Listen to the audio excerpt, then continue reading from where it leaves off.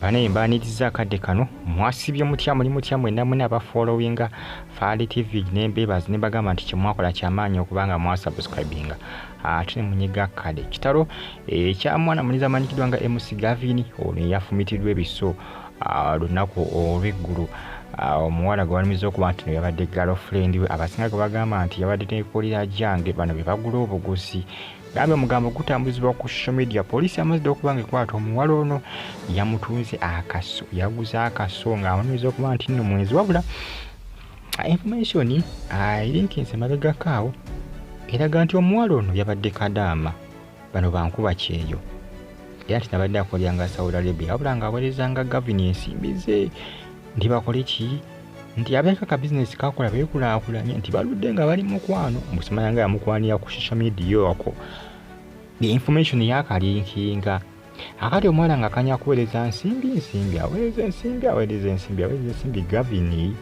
omusimbi ng'atagukyakalamu nabaki abawala balala kati omukyalo yagenze okukomawo okuva ebweru w'eggwanga erimba Walabu bambi ng'akubye ekyeyo kye ng'amanyi nti waliyo pulaani Uganda kajja asetulinge n'omwami we maama omwami akasimbi konna yakakozesa yakakyakalamu mabaala n'abawala abalala n'anyiga bunagera n'agula akapya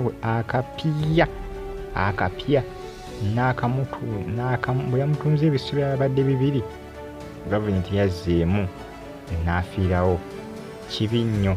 Gavin aziikiddwa Embaale City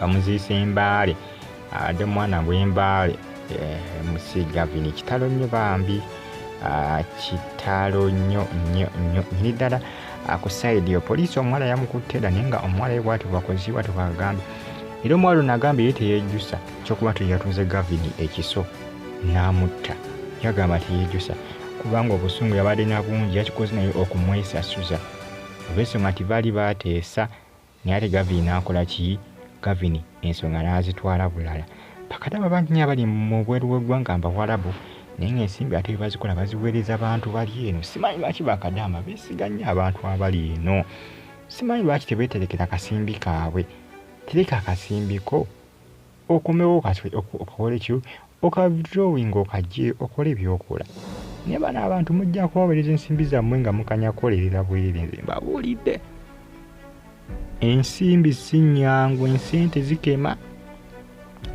zikema oliyinza ozimuweereza nga yayagadde okuzitereka naye n'alaba ebirungi ng'alina omusimbi gwe guli awo gw'omuweereza kise kigula n'agula nzazizaawo ekivaamu nga zimulemerera okuzzaawo kivaamu ng'ate okomawo munnange nga tewali wadde pulaani wadde mulamwa. Gavin bw'ati omuwala bwe yamutunze ebiso ebyamutiddewo omuwala abasinga bagamba badde kadaama abala bagamba mbu yabadde neekolera jange wabula ebituufu ebizuuse nga byo bya ddala omuwala yali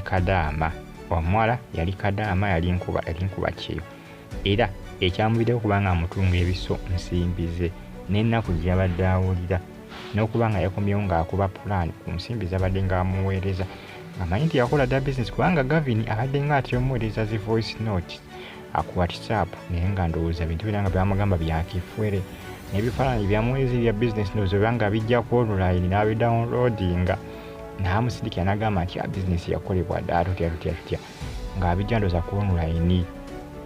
Gavin nga byaweereza kadaama ndowooza bambi nga yaali eryalo atya oluvimbo agamba kyengenda kiwona essaawa yonna bizinesi yakola ki yatutumuka dda kumbe ng'ekiri eno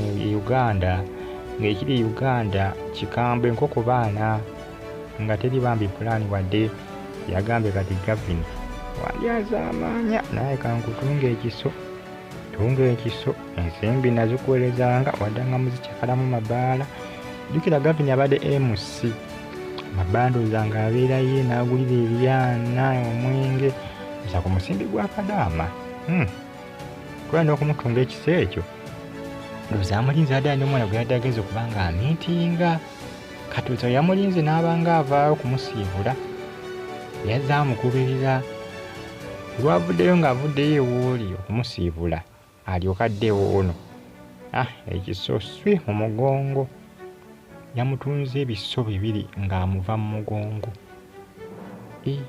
Ne busungu baaba ne bwe abantu balina emitima yamutunze ebiso. Naba ekintu kizibu nnyo bana eky'omuntu okutunga munne ekiso bannange. Naye abantu oli akitunga munne. Zannya gwe n'okuzannya. Bikanga bitiisa naye nga mulange byabadde wano Uganda, wano iwaffe wano Uganda, wano Uganda. MC Gavin mwana nzaala y'embaale. Omuwala yamutunze ekiso Kadaama ng'amulanga kumubbako nsimbi ze. Amuweerezanga ensimbi ng'azikyakalamu n'abakyala balala.